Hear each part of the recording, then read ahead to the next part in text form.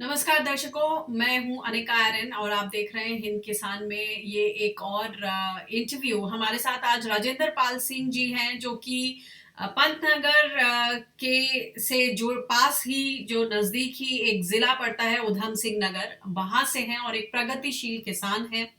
इनका अगर मैं इंट्रोडक्शन दूं तो ये जीबी पंतनगर एग्रीकल्चर यूनिवर्सिटी जो है उसमें 12 साल इन्होंने वहाँ बोर्ड के मेंबर के तौर पर, प्रोग्रेसिव फार्मर के तौर पर इन्होंने वहाँ अपनी सर्विसेज दी हैं। इसके अलावा जो यूपी सीड कॉरपोरेशन और तराई डेवलपमेंट कॉरपोरेशन उसमें भी इन्होंने अपनी सर्विसेज दी, अपना काम किया है। सीड सर्टिफिकेशन एजेंसी उत्तराखंड में उससे भी जुड़े रहे हैं। तो कुल मिला के जो देश भर में किसान आंदोलन है इस वक्त, जो उत्तराखंड के किसान हैं वो क्या सोचते हैं, क्योंकि जिस तरह से इस पूरे आंदोलन में एक बात हो रही है कि ये सिर्फ पंजाब और हरियाणा के किसानों पर ही असर डालेगा, इस वजह से वो किसान भारी तादाद में है, भारी संख्या में है। ऐसे हम समझते हैं कि उत्तराखंड के किसानों का आखिर क्या नजरिया है इन कृषि कानूनों को लेकर।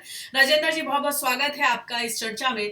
सबसे पहले मैं आपसे यही समझना चाहूंगी कि इन दिनों जो सरकार है एक डेडलॉक की स्थिति बनी हुई है। सरकार भरसक प्रयत्न कर रही है, देश भर के जो किसान हैं, जो आंदोलित हैं, जो दिल्ली के बॉर्डर्स पर तैनात हैं और देश के तमाम इलाकों से आए हुए हैं, उन सबको ये बताने के लिए भरसक प्रयत्न हो रहे हैं कि ऐसे तमाम कुछ किसान हैं जो कि इन कृषि कानूनों में फायदा देख रहे हैं। उनको लग रहा है कि ये वाकई ऐतिहासिक हैं। अगर बात करूं तो भारतीय किसान यूनियन के तरफ से आज बैठक हुई, कुछ पदाधिकारियों की, कहा गया कृषि मंत्रालय में, कृषि भवन में, माफ कीजिएगा। और कुछ 13 दिसंबर को भी हमने देखा कि उत्तराखंड से कुछ किसान बस भरकर दिल्ली आए और उन्होंने ये ज्ञापन दिया कि ये बहुत ऐतिहासिक हैं ये कानून और बहुत अच्छे हैं। तो आपको क्या लग रहा है, ये इस वक्त जो माहौल है देश में, ये क्या सरकार की स्ट्रैटेजी है कि सरकार एक नया नैरेटिव खड़ा करना चाह रही है कुछ ऐसे किसानों को लाकर कि हाँ ये जो है कानून वो उनके फायदे के लिए हैं? वहां पर उत्तराखंड में किस तरह की सुगबुगाहट है? इस ये जो किसान वहां से आए दिल्ली और उन्होंने ज्ञापन दिया और मुलाकात की नरेंद्र सिंह तोमर जी से। धन्यवाद मैम, आपने इस परिचर्चा में मुझे जोड़ा। मैं आपके प्रश्न को अगर ठीक तरह से समझ पाया हूं तो ये हरियाणा और पंजाब से कहीं भी उत्तराखंड के किसानों की सोच अलग नहीं है। निश्चित रूप से जो एक तरह से एजिटेशन का तरीका है वो हरियाणा पंजाब से उत्तराखंड का हमेशा अलग रहा है। यहाँ लोग उतने एग्रेसिव नहीं होते, लेकिन इन 3 कानूनों को लेके उत्तराखंड के किसानों की भी सोच बिल्कुल वही है जो पंजाब के किसानों की है, हरियाणा के किसानों की है। जहां तक 13 दिसंबर वाले इंसिडेंट की बात आप कर रही हैं जी, वहां जाकर कुछ किसानों ने कुछ ऐसा मैसेज देने की कोशिश करी कि उत्तराखंड के किसान जो हैं वो जो सुधार कर रहे हैं, ये कुछ अमेंडमेंट इन कानूनों में कर रहे हैं, उससे सहमत हैं, या जो 3 कानून आए हैं इनसे हम इत्तेफाक रखते हैं। ऐसा बिल्कुल नहीं है। ये तो एक फर्जी नैरेटिव बनाया जा रहा है। जो लोग वहां 50-60 लोग गए थे वो मेरे ब्लॉक से हैं और मैं व्यक्तिगत रूप से जानता हूं कि उनमें से ज्यादातर लोग तो किसान ही नहीं थे। वो तो इनके एक मिनिस्टर, एक तरह से फिक्सिंग जैसा माहौल था, उनको ले गए थे। और अब परिस्थितियां हिंदुस्तान की हम समझते हैं कि छोटी सी बात को मीडिया किस तरह से बार बार रिपीट करके कैसे उसको प्रोजेक्ट करता है और एक नैरेटिव बना के और उस झूठ को सच बना के हिंदुस्तान में खड़ा कर देता है, ये वैसी स्थिति है। 13 दिसंबर का इंसिडेंट तो ये माना जा सकता है कि इंसिडेंट है ही नहीं कोई। वो तो खाली यहां से कुछ जो एक मिनिस्टर की फेवर के लोग थे, उनके अपने घर जैसे लोग थे, कोई खनन का काम करता है, कोई और काम करता है, उन सब को किसान के रूप में प्रोजेक्ट करके वहां ले गए और नरेंद्र तोमर जी से बात करा के एक नैरेटिव, झूठा नैरेटिव बनाने की कोशिश की। तो एक बात बताएं कि आज भी जैसे भारतीय किसान यूनियन के कुछ पदाधिकारी कृषि भवन में जाकर मिले, 13 दिसंबर को इस तरह की बातचीत हुई, कुछ किसानों को खड़ा किया जा रहा है, किसानों के ही अगेंस्ट बोला जा रहा है कि ये किसान, इनको ये ठीक तरह से समझ में आ रहा है और इन किसानों को लगता है कि वाकई ये कृषि कानून बहुत फायदेमंद साबित होंगे। अब आपने उत्तराखंड की स्थिति बोली कि वो कुछ बाकी पंजाब और हरियाणा से अलग है, ये समझने की कोशिश करेंगे कि अलग है स्थिति, उसके बावजूद आपने बोला कि उत्तराखंड का किसान भी इस आंदोलन को अपना बल प्रदान कर रहा है, वो नैतिक समर्थन दे रहा है, सब तरीके से समर्थन है। ये समझाने की कोशिश करें कि उत्तराखंड की दिक्कतें अलग हैं कुछ, या क्या कारण है कि हम देख रहे हैं कि पंजाब, हरियाणा, उत्तर प्रदेश, राजस्थान, तमाम जगहों से किसान आ रहे हैं, लेकिन क्या उत्तराखंड के किसान भी इस आंदोलन में शामिल हो रहे हैं? नहीं, आपने बिल्कुल सही कहा। उत्तराखंड की परिस्थितियां थोड़ी सी भिन्न है हरियाणा, पंजाब से या बाकी देश से। वो मैं आपको बहुत संक्षेप में समझाने की कोशिश करता हूं। लेकिन जो आखिरी बात आपने पूछी, ऐसा कहीं नहीं है कि उत्तराखंड के किसान नहीं जा रहे। दिल्ली का जो गाजीपुर बॉर्डर है वो उत्तराखंड के किसानों ने ही बंद कर रखा है और उत्तराखंड के किसान भी हजारों की संख्या में गाजीपुर बॉर्डर में बैठे हुए और हरियाणा, पंजाब के लोगों के साथ जाके अपनी सहभागिता कर रहे हैं। जी। मैं व्यक्तिगत रूप से जानता हूं कि जो एडमिनिस्ट्रेशन है गाजियाबाद का, वो उत्तराखंड के किसानों को लेकर ही परेशान है। गाजीपुर बॉर्डर पूरी तरह से जो सील कर रखा है, वहां लंगर की व्यवस्था से लेके मंच की व्यवस्था तक, वो सब कुछ उत्तराखंड के किसानों के हाथ में है। जो स्थिति हमारी कृषि को लेकर है वो पंजाब और हरियाणा से थोड़ी सी भिन्न इसलिए है कि यहाँ सिर्फ 2 सेमी मैदानी जिले हैं और 2 पूरी तरह से मैदानी जिले हैं। जो 13 जिलों का उत्तराखंड है उसमें से 9 जिले लगभग पर्वतीय जिले हैं। हरिद्वार और ऊधम सिंह नगर में मुख्यतः जो एग्रीकल्चर की बात है हम उसको देखते हैं। यहाँ लगभग 88,000 हेक्टेयर में गेहूं बोई जाती है जी। और करीब 40 लाख कुंटल गेहूं उत्तराखंड में जो पैदा होती है वो उत्तराखंड बीज प्रमाणीकरण संस्था उसका प्रमाणीकरण करती है। अर्थात यहाँ पर लगभग 40 लाख कुंटल जो गेहूं है वो सीड के लिए बोई जाती है और जब सीड के लिए बोई जाती है तो उसको बाजार से वैसे ही ज्यादा रेट मिलता है। तो एमएसपी थोड़ी सी इररिलेवेंट हो जाती है क्योंकि इनको लगभग एमएसपी या उससे ज्यादा तो सीड की वजह से इनको रेट मिल जाता है। तो एमएसपी गेहूं के संबंध में उतनी ज्यादा प्रभावी यहाँ नहीं है क्योंकि काफी ज्यादा परसेंटेज प्रतिशत है उन किसानों का जो सीड की गेहूं बोते हैं। लेकिन इसके अतिरिक्त जहां धान का सवाल आता है, मुख्यतः दूसरी फसल धान है। धान में जैसे पंजाब में सरकार खरीद करके राइस मिलर्स को आगे धान देती है, एमएसपी पे खरीदती है, यहां वैसी स्थिति नहीं है। यहां किसान से सीधे आड़ती और राइस मिलर्स खरीदते हैं और लगभग एमएसपी के समकक्ष यहां रेट बना रहता है। एक्सेप्शनल ईयर्स हैं, जैसे मुझे याद है जब उत्तराखंड का गठन हुआ तो वर्ष 2000 में एमएसपी से 300-400 रुपए, 500 रुपए नीचे धान बिक रहा था। भयंकर आंदोलन हुए थे। ऐसी स्थिति में क्योंकि एमएसपी एक स्टैंड बाय है तो हम किसान दबाव बना सकते हैं कि एमएसपी पे खरीदो। जब एमएसपी पे खरीद अगर सरकार शुरू करती है तो स्वाभाविक है फिर बाजार में रेट उसी हिसाब से बढ़ जाता है। इसी तरह से बीच बीच में कई ऐसे वर्ष हुए हैं जहां पर एमएसपी से थोड़ा बहुत मतलब कुछ ज्यादा कम में धान का बाजारी मूल्य आ गया था। लेकिन प्राय अक्सर इन 20 सालों में जब से उत्तराखंड का गठन हुआ है या एमएसपी से 100, 200, 150 रुपए ऊपर नीचे रहता है तो वो बहुत ज्यादा किसान को इफेक्ट नहीं करता। तो यहाँ निसंदेह पंजाब जैसी स्थिति नहीं है।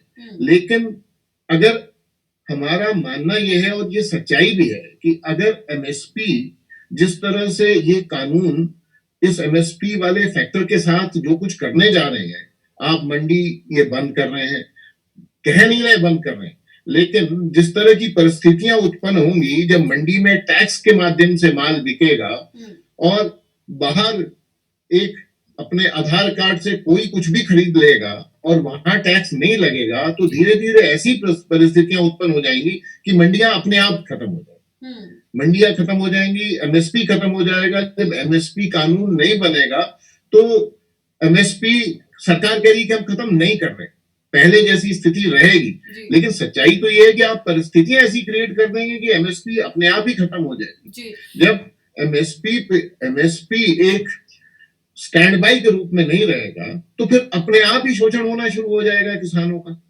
मैं आपको एक उदाहरण देता हूँ छोटा सा।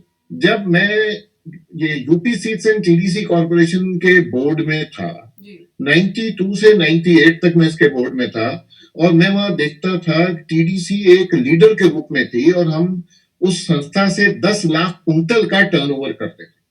जब 10 लाख कुंटल का टर्नओवर करते थे तो जो रेट टीडीसी डिसाइड करती थी वो एक ऊंचा रेट डिसाइड करती थी बीज का, और किसानों को, क्योंकि टीडीसी भी ऊंचा रेट देती थी और टीडीसी एक लीडर के रूप में थी, तो बाकी जितने प्राइवेट यूनिट्स थे वो भी उसके समकक्ष रेट दिया करते थे। जैसे उत्तराखंड का गठन हुआ, ये इस कॉर्पोरेशन का डिवीजन हो गया, जो यूपी का अलग से यूपी बीज निगम बन गया और उत्तराखंड का अलग से उत्तराखंड बीज निगम बन गया। उत्तराखंड बीज एवं तराई विकास निगम जब बना तो यहाँ पर धीरे धीरे खिसकते आज स्थिति ये बन गई 20 साल बाद कि हम कुल 55,000 कुंटल का काम करते हैं और टीडीसी लगभग खत्म होने बंदी के कगार पर है। तो ऐसे अब जैसे ही टीडीसी बंद हो रही है, टीडीसी कम जी, ऐसे में जो प्राइवेट बीज कंपनियां हैं क्या वो हावी हो रही है, सही भाव नहीं मिल रहे हैं? नहीं, बिल्कुल आपने दुरुस्त कहा, मैं यही बताने की कोशिश कर रहा था। यहाँ उत्तराखंड में अब 200 प्राइवेट बीज कंपनियां हैं, छोटे बड़े यूनिट्स मिला के जिनका रजिस्ट्रेशन है वो करीब 200 है। पहले तो ये जितनी भी थी 100 थी, 50 थी, 200 थी, यूपी उत्तराखंड मिला के ये टीडीसी के समकक्ष हमको रेट दिया करती थी किसानों को। लेकिन जैसे ही टीडीसी खत्म हुई और टीडीसी लीडर के रूप में नहीं रही, वो स्तंभ जो था वो गिर गया। अब ये लगभग इनका जो रेट है एक तरह से एक मोनोपोली सी हो गई इनकी, और हमको कतई वो रेट नहीं मिलता जो टीडीसी के सर्वाइवल के टाइम में मिलता था या टीडीसी के अच्छे समय में हमको मिलता। तो यही स्थिति अब होगी जब मंडियां कमजोर हो जाएंगी, खत्म हो जाएंगी, एमएसपी की व्यवस्था उस जैसी नहीं रहेगी, तो धीरे धीरे तो ये स्थिति साल 2 साल 3 साल में ये बन जानी है कि ये जो प्राइवेट प्लेयर्स हैं ये उसी तरह से शोषण करेंगे किसानों का। अब ये बात किसान ने ठीक से समझ ली है और इसी वजह से उत्तराखंड के किसान बिल्कुल उसी तरह से सोचते हैं जैसे हरियाणा और पंजाब के। यहाँ भी मैं कल किसान यूनियन के कार्यक्रम में था, जो एक कॉल दी है जत्थेबंदियों ने और किसान यूनियन ने कि 14 तारीख को यहाँ बंद जिला मुख्यालयों पर प्रदर्शन होंगे। तो जो ऊधम सिंह नगर जिला मुख्यालय में प्रदर्शन हो रहा, वहां पर जिस तरह के हालात थे, इतनी तादाद में लोग इकट्ठे थे और वहां पर कतई कोई और डिमांड नहीं थी, बस यही डिमांड कि 3 काले कानून वापस लेने। जी, ये बताएं कि अभी भी जो संयुक्त किसान मोर्चा है उन्होंने जो प्रेस कॉन्फ्रेंस की और उसमें उन्होंने बोला कि हमारी जो मांग है वो वही है, हमारी तरफ से और कोई नया प्रपोजल नहीं जाएगा सरकार को, जो हमारी मांगे हैं वही हमारा नया प्रपोजल है। बार बार सरकार मांग रही है उनसे प्रपोजल कि आप अपनी मांगे सामने रखें और हम उनका निस्तारण करेंगे point wise point. But point ये है कि इतने समय से 6 मीटिंग्स हो चुकी हैं, हर बार डिटेल में किसान नेताओं ने अपनी मांग सामने रखी। अब जो सरकार का स्टैंड है, सरकार कह रही है कि हम तो मानने को तैयार हैं, संशोधन करने को तैयार हैं। अब आपको क्या लगता है? कुछ लोगों का मानना है कि ये अब अभी तक सरकार जिद्दपना दिखा रही थी और अब जो किसान संगठन है, संयुक्त किसान मोर्चा है जो लीड कर रहे हैं, अब वो लोग जिद्दीपने पर आ गए हैं। आप कैसे मानते हैं और उत्तराखंड के किसान इस फैसले को किस तरह से देख रहे हैं? मेरी बात को आप अन्यथा न लें, लेकिन 6 वर्षों में जो हिंदुस्तान में परिस्थितियां विद्यमान हैं, ये पहली बार ऐसा नहीं हो रहा। नोटबंदी की बात हो, जीएसटी की बात हो, ऐसे कोई भी राष्ट्रीय स्तर के मुद्दे हों, सरकार ने निश्चित रूप से जिस जिद की बात आप कर रही थी, वो जिद दिखाई है, हठधर्मी दिखाई है। यह जानते हुए कि उनके जो निर्णय हैं, उनके दुष्परिणाम सामने आ गए। वो पूरी तरह से फेलियर टाइप उनके निर्णय हैं, लेकिन उसके बावजूद भी उन्होंने रोल बैक करना या उस पर पुनर्विचार करना, इन सब से वो अपनी ईगो की वजह से हमेशा परहेज करते रहे। ये जब ये ऑर्डिनेंस आया था, अगर मुझे सही याद है तो ये 5 जून को आ गया जी। उसके उस दिन से पूरा हिंदुस्तान और विशेषकर पंजाब, हरियाणा, ये नॉर्थ इंडिया की जो स्टेट्स हैं, ये आंदोलित, लेकिन ये तो सुनने को भी तैयार नहीं थे। जबरदस्ती इसको राज्यसभा में पास कराया, उसका कानून बना दिया। कोई इतनी आफत नहीं थी, ऐसा कोई जंग नहीं लग गया था कहीं किसी बॉर्डर पे कि इतनी जल्दी इनको थी। लेकिन इन्होंने उसके बावजूद भी किया कि क्योंकि इन्होंने उस आंदोलन के स्तर को और रिसेंटमेंट के स्तर को भांपा नहीं। अब जब 26 नवंबर से आंदोलन ने एक विकराल रूप ले लिया, जैसा इन लोगों ने कभी सोचा नहीं था, कभी इन लोगों को ऐसी उम्मीद नहीं थी कि इस तरह का आंदोलन बन जाएगा। अब धीरे धीरे इनको, आप याद करिए, जब पंजाब के लोग यहाँ जत्थेबंदियों के लीडर बात करने आए थे, तो मिनिस्टर ने बात तक नहीं करी थी इनसे। सिर्फ संजय अग्रवाल जो सेक्रेटरी हैं, उनको लगा दिया था बात। लेवल की बैठक, इतनी उपेक्षा ये किसानों को कर रहे थे, या यूं कहें कि दूसरी भाषा में ये किसानों को इतने हल्के में ले रहे थे। अब आंदोलन जब इस स्तर पर पहुंच गया और पहली बार ऐसा आंदोलन हिंदुस्तान में किसानों का बनता हुआ दिख रहा है, तो निश्चित रूप से सरकार अपनी ईगो की वजह से इसको वापस नहीं लेना चाह रही, अपनी हठधर्मी की वजह से वापस नहीं लेना चाह रही। लेकिन यह बात सरकार ने समझ ली है कि इस आंदोलन ने सरकार को हिला के रख दिया। ऐसा कहीं से कहीं तक नहीं है कि अब वो लोग जिद पे अड़े। उनका मानना है कि ये अमेंडमेंट जिसकी आप बात कर रहे हैं इन काले कानूनों में, आप इसको वापस लो और उसके बाद सलाह करके, हमेशा हिंदुस्तान में जब भी बिल इंट्रोड्यूस हुए हैं, कानून बने हैं, पूरे, मुझे आज भी याद है एक कानून बना था, साहब सिंह वर्मा अपनी एक पार्लियामेंट्री कमेटी के साथ पंतनगर आए थे। उन्होंने पूरे जिले के किसानों को वहां पर प्रतिनिधियों को बुलाकर, मेरे को अभी याद आ जाएगा कि वो कौन सा कानून था, सबसे चर्चा करी थी। और इसी तरह से वो पूरे हिंदुस्तान में घूमे थे। और ये हर कानून के साथ होता है। ये पहला कानून ऐसा है कि जो किसानों के लिए कानून बन रहा है, तो किसानों की सलाह नहीं ली जा रही, किसानों से पूछा नहीं जा रहा। जी, खैर सरकार तो अभी भी यही कह रही है कि बहुत सारी डेलिबरेशंस की हैं, बहुत सारी रायशुमारी की है, लेकिन जिस तरह से किसान सड़कों पर हैं, आंदोलित हैं, और उन्होंने जो अपनी मंशा जाहिर की है, अपने फौलादी इरादे जाहिर किए हैं, कहीं ना कहीं ये सोचने पर मजबूर करता है कि वाकई वो इस बार तैयारी से आए हैं और इस बार कोई भी जैसे फुसलाना होता है उस तरह की फुसलाहट से वो वापस नहीं जाने वाले हैं। उन्होंने बिल्कुल क्लियर कर दिया है कि हमारे जब सरकार संशोधन करने पर अग्री कर गई है, इसका मतलब सरकार गलतियां मान रही है, और अगर सरकार गलतियां मान रही है तो वो उन्हें अब इस 3 कृषि कानून को वापस ही लेना पड़ेगा और एमएसपी की गारंटी देनी होगी। जिस तरह से आपने एमएसपी के रेलेवेंस को उत्तराखंड के कॉन्टेक्स्ट में सामने रखा है, मुझे उम्मीद है कि दर्शकों को एमएसपी का जो रेलेवेंस है वो समझ में आया होगा, क्योंकि एमएसपी जो है पूरी तरीके से एपीएमसी से जुड़ी हुई है, और अगर एपीएमसी के वजूद को खतरा है तो मान लीजिए कि एमएसपी को भी खतरा है। और एमएसपी एक तरह का बेंचमार्क है जो कि मार्केट में रेट्स को, भाव को तय करता है, जो कि किसान के लिए बहुत ही जरूरी है। वो एक लाभकारी मूल्य है। जैसे कि आपकी कोई भी चीज 100 रुपए की है तो आप उससे नीचे नहीं बेचते हैं, उसी तरह से किसान की भी वो मेहनत, खून पसीने की कमाई है जिसका वो वाजिब हक मांग रहा है। मुझे लगता है कि इस चर्चा से काफी हद तक ये 2 बातें क्लियर होंगी कि एमएसपी कितना ज्यादा रेलेवेंट है, चाहे वो पंजाब हरियाणा के किसान हो या फिर उत्तराखंड के, जिन्हें प्रत्यक्ष तौर पर एमएसपी से कोई लेना देना नहीं है। और दूसरी बात बात कि किसान अब अपनी मांग पर अड़े हैं तो उसे जिद ना समझी जाए, वो समझा जाए कि शायद जरूर से उन्हें इतनी जबरदस्त ठेस लगी है कि वो अब उसका मुझे हिसाब किताब करने मुझे के एक लिए आखिरी बात सड़कों 1 पर मिनट की उतरे और हुए करने हैं। देंगे?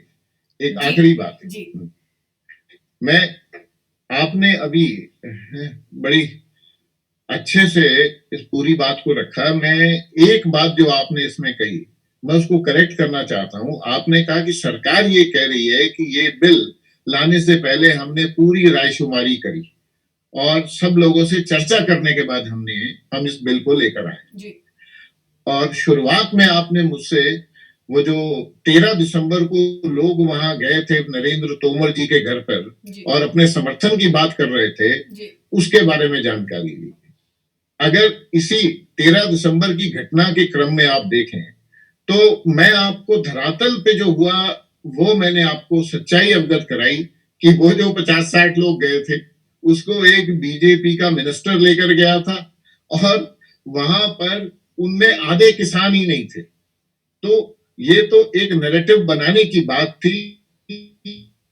ठीक जैसे इस एक इशू में 13 दिसंबर वाली घटना को लेकर असत्य बोला बिल इंट्रोड्यूस करने से पहले की गई होगी, उसी तरह से ही लोग बुलाए गए होंगे जैसे 13 दिसंबर को बुलाए गए। जी बहुत बहुत शुक्रिया मैं तो राजेंद्र जी हमारे से आपकी जुड़ने के लिए। आपके विचारों से मैं बिल्कुल सहमत हूँ। जी इंटरनेट कनेक्शन थोड़ा अनस्टेबल है, माफी चाहूंगी दर्शकों, इस तरह की धन्यवाद, प्रॉब्लम्स आती बहुत बहुत रहती हैं। शुक्रिया तो आपका। बहरहाल 20 तारीख को रविवार को शहीदों को हर गांव नमन करेगा, हर शहादत का जवाब देना होगा। ये संयुक्त किसान मोर्चे की जो हालिया प्रेस कॉन्फ्रेंस है उसमें से ये स्टेटमेंट आया है। तो इसी के साथ उनका ये भी कहना है कि आने वाले समय में किसानों की संख्या बढ़ेगी और दिल्ली और ज्यादा घिरेगी। इसी के साथ मैं आपसे इजाजत चाहती हूँ। नमस्कार।